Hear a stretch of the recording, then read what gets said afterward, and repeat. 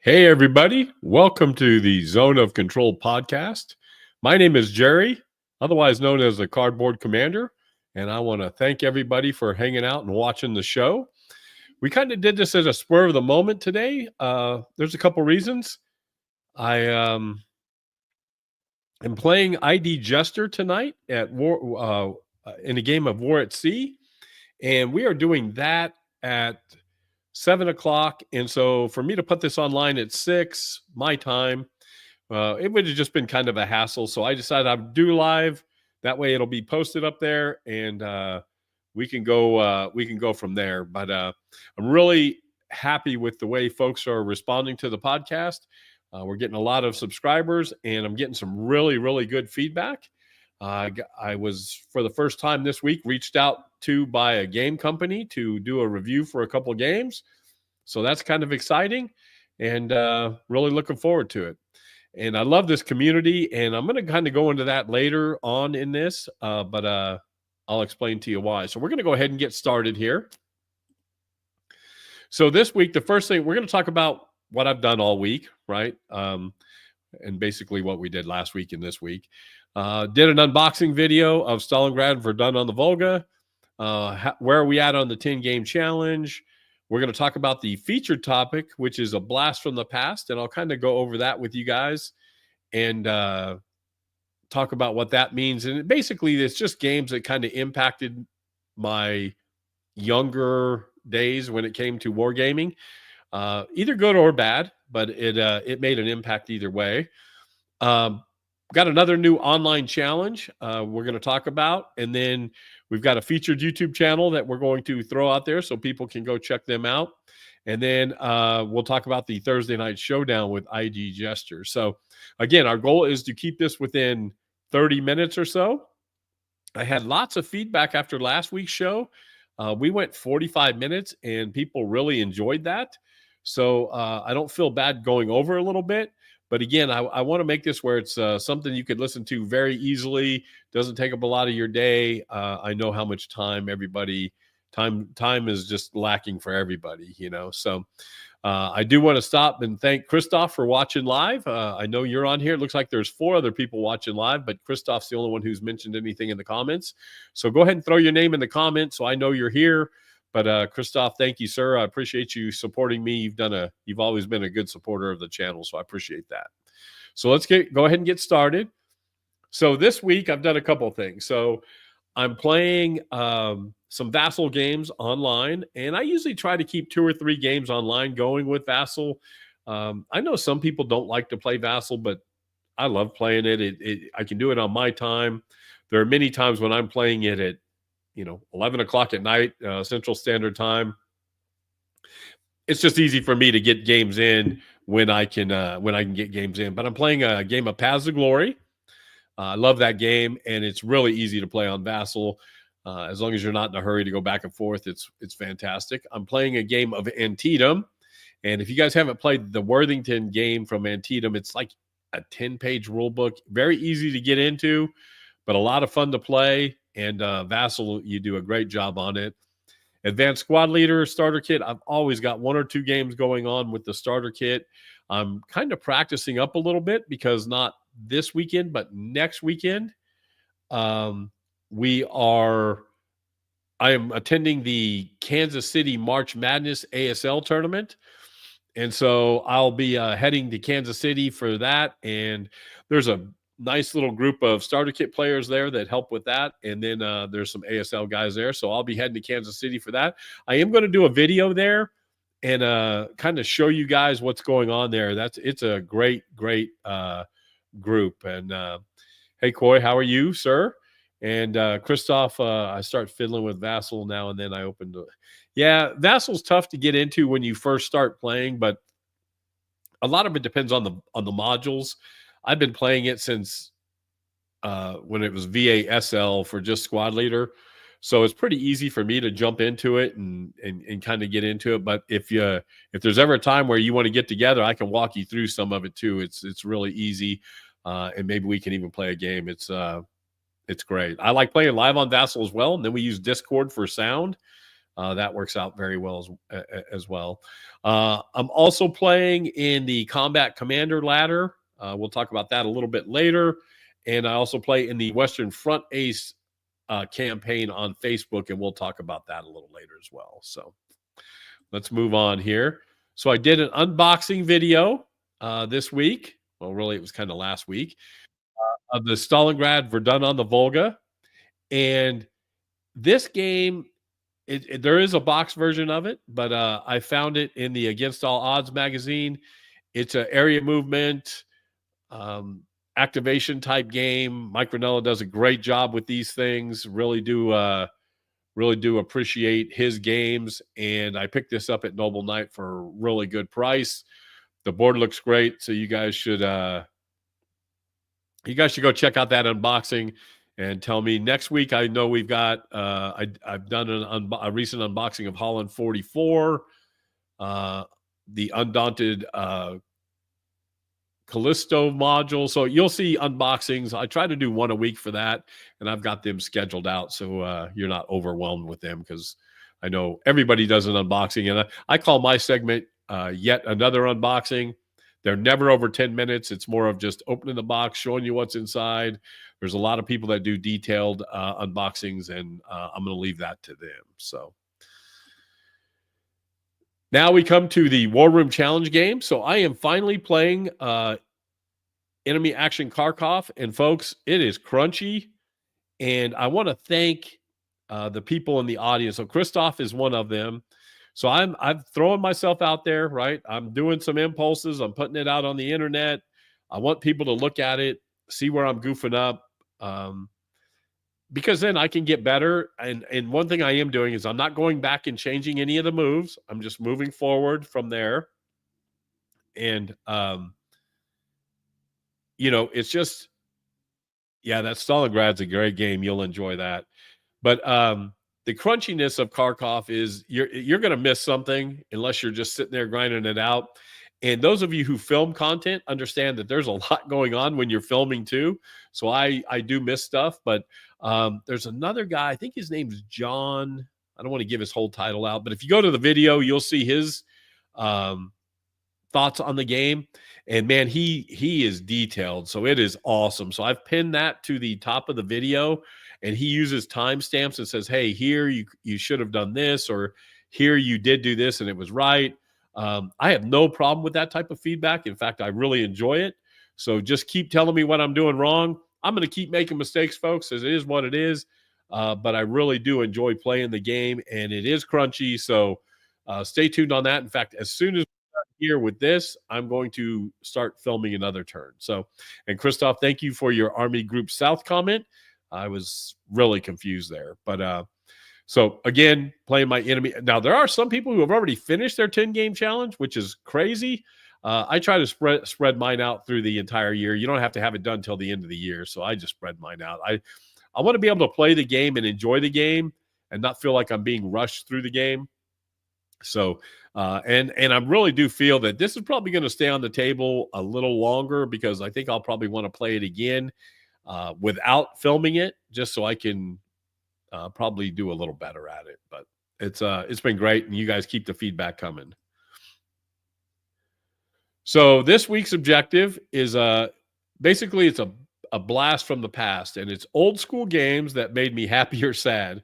And when I say sad, it was probably that point in my life when I was too young to understand it, or I won't say understand it. It was probably too young to want to understand it or take the time to learn it. So, and yeah, Christoph, you were great. It was perfect. And I went back, you referenced the rule, and I went back and read that. And so as soon as I'm done here, that's where we're going to start off on the third video I'm doing. So I really do appreciate you.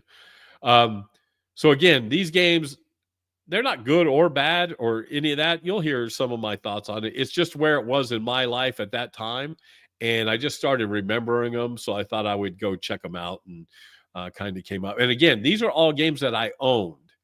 So if I didn't own the game, I'm not commenting on the game because I just feel like I shouldn't comment on the game I haven't owned. So let's go ahead and get started. So this one, folks, made me sad. And the reason it made me sad is I didn't want to take the time to learn this game. I love the idea behind the game.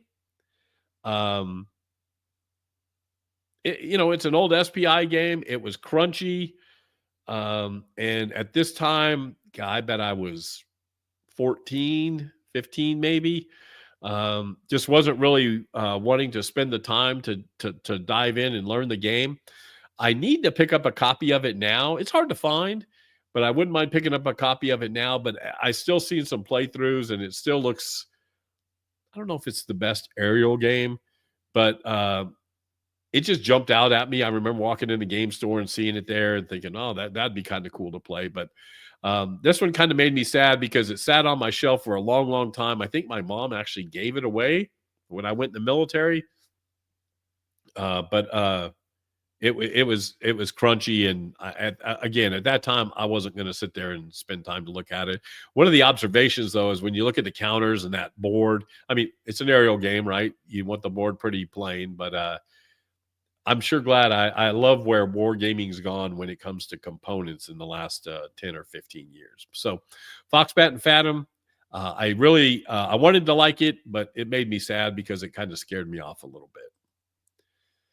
Now, this game made me happy. So a lot of people played Panzer Blitz and Panzer Leader. I played them as well.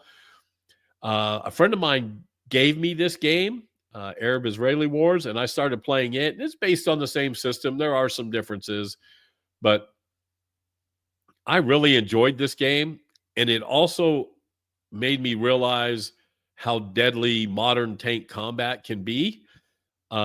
And this isn't really modern combat, right? But it's one of those things where, hey, if you fired first, you were going to win a lot of the time. But Arab-Israeli Wars, it was one of the games. I don't have it any longer, but I did play it a lot when I was younger, and it was a lot of fun. So it was one of the games that actually made me very, very happy. War at Sea. So the funny thing about this game is, hold on for a second. I am actually going to play this game tonight with ID Jester. So we're going to play via Vassal. This game, they call it War at Sea. It could be called Dice at Sea because there's a lot of dice involved.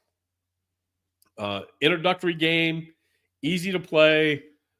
Jester's never played it before, so we're going to dive into that and play it. Like I said, it's a dice fest, but you can come to my channel tonight at 7 p.m. Eastern Time, 6 p.m. Central Standard Time, and we will be playing War at Sea. So you guys can learn more about that later. There's some great videos online about how to play. It's very easy to play. It's a beer and pretzel game, but it is a lot of fun. Its brother is Victory in the Pacific. It is much more crunchy, and it is a great game. I need to get it back out on the table sometime as well. Christoph, those games that take time to learn are usually the best. You're exactly right.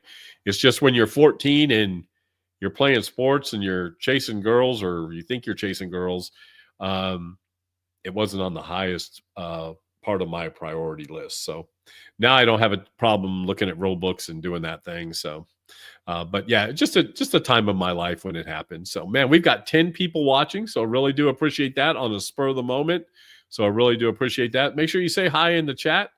Really do want to see who's here and go from there. So let's see. Next, okay, so this game made me really sad. Um, the rules were awful, or I thought they were awful. I should say that. I bought this game. I've never been a Napoleonic guy, and I think that this game has made it that way because it scared me, and the rules were, back in the day, you could write and you could get write for questions. You didn't have people on the internet who could help you out. And I must have sent a page and a half of questions I had about the rules and never did get a response. But it was like, again, I think it might have been just a time of my life. I like the idea of the game. I actually think that the counters and everything looked pretty cool for that time. Another SPI game, another one of those thin games that when you stack them on top of each other, the boxes would break down, all that. I would like to find it. In fact, I need to look that up on Noble Knight because I'm not sure how much it would cost to replace it. I haven't seen it in a little while. So, but it's one of those games that just kind of, again, kind of spooked me off and it wasn't because it was overly hard, in my opinion. It was more of the rules just had so many holes in it, or maybe I just wasn't reading it correctly. But it was not a good experience. So that one kind of made me sad. This game made me extremely glad. I played this game so much in high school. There was like 4 of us. So I played sports. I played football and basketball. And there were like 4 of us that at lunch, we would just go and eat lunch and play one-page bulge when it came out. And this was a little baggy game. It was really easy to set up. It was just like a page and a half of rules. It was easy peasy rules. But we had more fun playing this game, and people would walk by and check it out. And yes, we were nerds in high school, but I think playing sports helped a little bit. But it was a great game. I would love to find this game again. Again, it's on my watch list at Noble Knight. These old Steven Jackson games were really pretty cool. I think we talk about another one even later in the game. I mean, in this podcast. Richtofen's War. This made me very happy as well. It was a lot of fun. The map board is amazing. I still love the map of it. And it was, World War I, aerial combat, pretty easy to get into. Wasn't that crunchy. But I think I still have it over there. Yeah, I still have Richtofen's War. It's on the shelf over there. I need to probably get that out again because it was a lot of fun to play. But single aircraft maneuvering type game, even altitude and all that. A lot of record keeping involved. But it was one that we played a lot, and it was a lot of fun. If you guys have played that, let me know. It's a lot of fun. We talked about the folio games. This is another game that I wore out as a kid when I was playing, and it's Ogre. And basically, it's just this big mech tank that just is huge, and it just destroys everything. And you have other little tanks and infantry that try to take it on. Look at that price, folks, $2.95. Little cut. You cut the counters out and played it. But I played this game so much when I was a kid, and it was so much fun. Now they have. So I was in a game store, maybe 6 months ago, and they have this like limited edition big box Ogre thing, and it comes with little miniatures. And I was this close to buying it, except for it was $200. But yeah, Ogre I have, and then they made other ones called, I think, GEV. Shockwave may have been another one that they had. There was 3 or 4 of them that were all in this system. I really like his games. They do a good job. But Ogre is one that kind of made a huge impact. This game, folks, I still play it to this day. It is one of the best war games ever. It was way ahead of its time. It was a card-driven game when there were no card-driven games. No map. You've got to have a little bit of imagination, but the way they do relative range, you move a chit when you move closer. the chit increases, but if you're sideways, of course, it's further away. Just a great, great game. Not easy to get into. It's got one of those old school rule books where there's the really tight text and um, not the best rule book, but you can go on BGG and there's tons of tutorials about that. Wow, that's cool, Stuart. Yeah, it was. It's still a good game. There are better games out there now, but back in the day, that was Richtofen's War was a lot of fun. But up front, I love there's a campaign game where you pay points and you build your army. So you basically you can play it forever. There's another module came out called Bonsai. Then there was a desert part, a desert module. I'm trying to get Grant at Pushing Cardboard. He mentioned this the other day. I would love to play this online live. I think people would really enjoy this game, and it's awesome. So a little quick note, if you guys remember, I did a thing for Roger McGowan. Well, that's a Roger cover, and that cover had a lot of controversy when it came out because he wanted to put, so if you know the guy on the cover of Combat Commander, that's the soldier he wanted to put on the front of this game.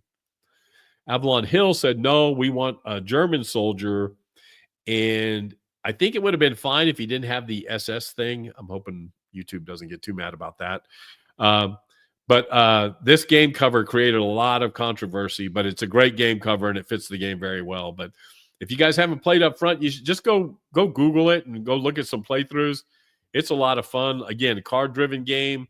I'm hoping to get a little playthrough going on with that. That would be awesome.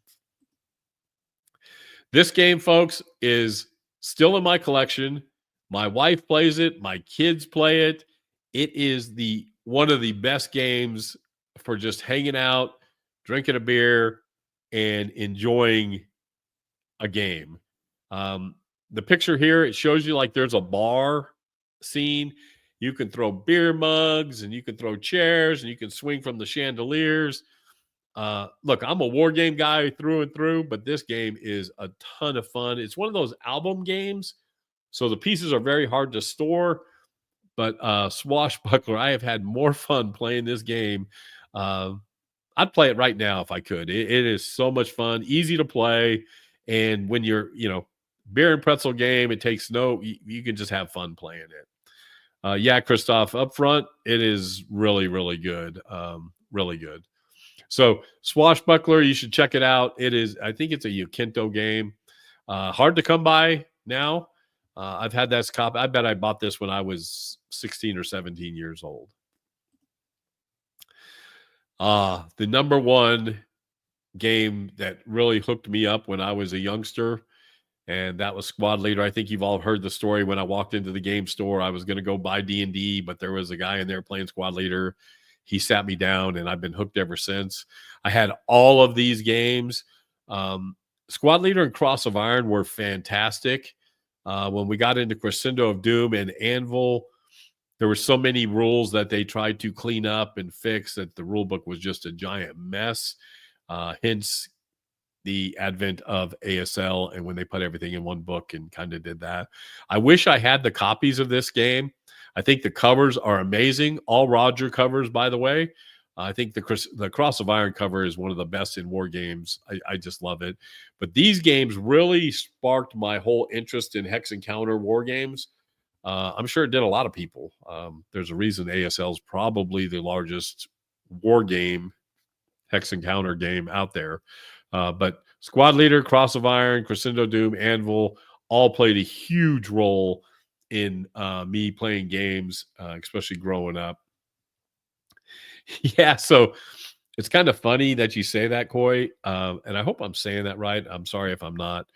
I used to play full-blown ASL, so I had 10 to 12 years ago, I had every module that ever came out. It was huge. It took up a whole room by itself, and I played all the time. I really enjoyed playing ASL. The only problem is it took up so much of my time, and the rule book's 180 pages. I still play starter kit, and I still watch guys that play ASL, and everybody I know, these guys are good players, and they're still breaking out rule books. I have no desire to go back to full-blown ASL because it is a rabbit hole that you can get into. Because once you jump in there, you just want to keep getting stuff, and you just want to keep getting stuff. And I sold my kit. This is no joke, folks. 10 years ago, maybe, I sold my entire kit for almost $2,000. I had everything. I don't even hesitate selling it. I didn't hesitate. I don't look back. But it is a rabbit hole. You're right. It's but starter kit, I would go buy a starter kit if I were you. If you want to really play that, you can buy all 4 modules for less than $150 when they come out. They're going to. Kurt at MMP said they're reprinting all of them. So you should be able to get, I think the first module is like $30 or something. I mean, it's the entry point to get in, and it's a lot of fun to play. It's very well thought out. There's tons of games to play. The only thing I don't have for starter kit is Decision at Elst, and it is a historical module, and they are going to be reprinting that as well. They're about to come out with a starter kit magazine and a couple other. They're going to put out a couple historical modules that are ASL and starter kit, but they're going to be separate boxes, separate rules, all that sort of thing. Depending on where you live, if you want to play starter kit, I love playing that online. Vassal, I'd have no problem walking you through that. It's a lot of fun, and you can get into that really, really quickly. So, folks, I think that's all I had for the top 10. Yeah. What are some of the games that you played in the past that really kind of motivated you to play? What are some of the games in the past that you wish you could play now that you didn't get back then? Kind of like my Foxbat and Phantom. Put that down in the comments below and let me know. The ladder games I'm playing, in fact, tomorrow, is it tomorrow? No, next Thursday, I play my ladder game in Combat Commander. I love Combat Commander. It's a great game. I've got all the modules. It is one of my favorite games. And the ladder, Patrick Pence does a great job on the ladder. I think there's 50 or 60 solid players that play all the time, maybe more than that, that play every month. So it's a lot of fun. They have a great Discord server. You can always find a game. So Combat Commander, I lost my game last month to ID Jester, by the way. But this month I am playing, I think I'm playing the Axis, and I think I have a good chance of winning, but who knows, right?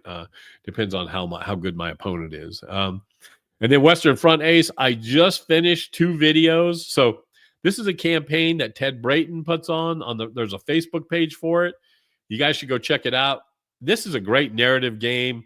It is an expensive game, but there's a lot of stuff in the game. If you like playing solo narrative-driven games, this is one of the best. It was, so I'm playing, they break it down by years, and you go through and you play this, and we're playing the French right now. So my last pilot made it 3 months, and he had 3 kills, and then he got killed. So then I made a new pilot, and you had to wait a little bit, made a new pilot. My new pilot, his name is Charles. His first sortie that he went out, he didn't even get away from the airfield. He got attacked by an albatross. He didn't die, but he was severely wounded, and he's out for the next 4 months. So the game could be very brutal and very quick, but Western Front Ace is amazing. So let's see. My first game was D-Day. That's a great game. That I did own that for a long time. Chris, so you own the very first edition. I think I own the second edition of that. The 63 edition was a very plain map, but it had those arrows that told you where to. I think that's the one. But yeah, it was that was a tough game. That's a tough game to start off with. That was and that's cool that your dad bought it for you. Excuse me. It's cool that your dad got you into it. My parents were never into them, and they just thought I was nuts for spending my money there. But it is what it is. I'm still spending money on it. So this week's featured YouTube channel is Pushing Cardboard. So Grant at Pushing Cardboard, he has a podcast. He's got a video podcast. He's got a great Discord server. So Christoph, what was your first game that you played if you've only done them 2.5 years? But Grant at Pushing Cardboard has a great channel. He does a lot of reviews, does some playthroughs. Like I said, got a podcast. His Discord channel is amazing. So you guys should go check out Pushing Cardboard. He's got like 1.5, almost 1,500, 1,600 subscribers. And he's a good guy. Really enjoy listening to him. But you guys should go check out Pushing Cardboard. So just a reminder that tonight we will be playing War at Sea. And ID Jester and I will be playing this live. So 7 p.m. Eastern Standard Time, 6 o'clock my time, Central Standard Time. Let's see, Todd. Thanks for watching, Todd. Tactics 2. Yep, I remember Tactics 2. And I saw it the other day in a garage sale. It's kind of funny you say that. I saw that the other day in a garage sale. I almost picked it up, but they said it was missing some counters, so I can go find a copy. It's not expensive to go find, and I'd rather have a complete copy of it. Christoph, Memoir 44 was a board game shop. I played it at Origins last year. I'd never played it before. It's really cool, and those people get serious about that game. They had this huge setup, and they had 5 or 6 people playing on each side, and they had it broke down by area. It was huge, almost kind of a miniature type thing that they were doing. Really, really cool. But back to our showdown with Jester. Come check us out tonight at Cardboard Commander.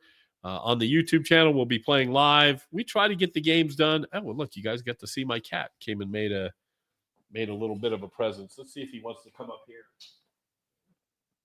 So this cat is the reason I have that on my war games over there, because Bandit likes to play Godzilla and destroy war games. So, but he's a good cat.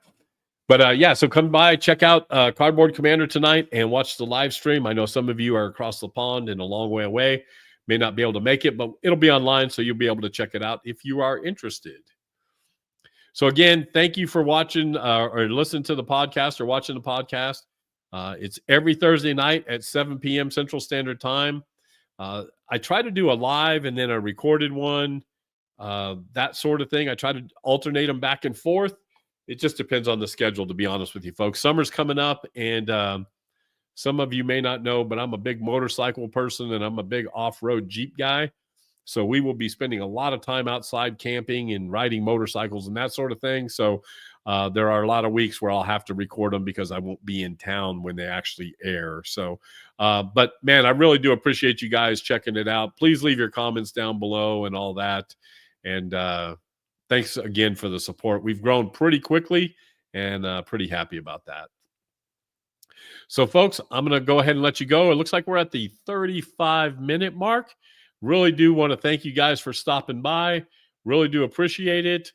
Make sure you give us a thumbs up, do all that YouTube stuff, all that stuff that helps the algorithm. Go check us out at Cardboard Commander on YouTube. We've got a Facebook group called Cardboard Commander there as well. Go check that out. I've got an Instagram page.